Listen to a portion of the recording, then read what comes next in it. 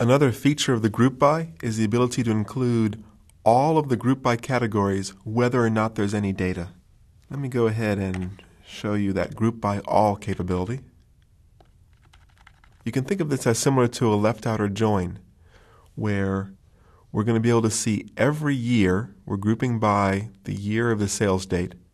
So the group by will include every year regardless of any data present for that year. Think of it as a left outer join between all of the years and the data. Now there's a few 2005 rows in the database.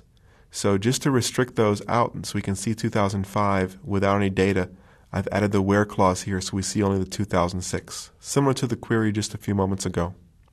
Execute the group by all, and sure enough, here's 2005 without any actual data, a zero count and all nulls.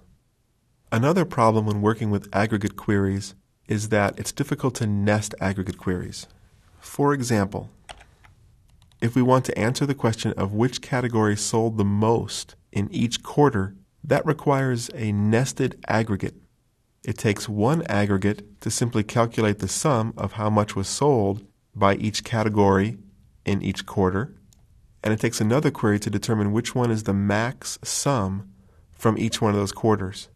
And at first blush, you might think that this query here is the perfect way to do it.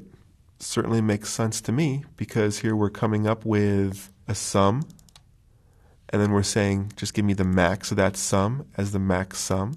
This makes perfect logical sense to me. But gives us that red line of error. Can't perform an aggregate function on an expression containing an aggregate function or a subquery.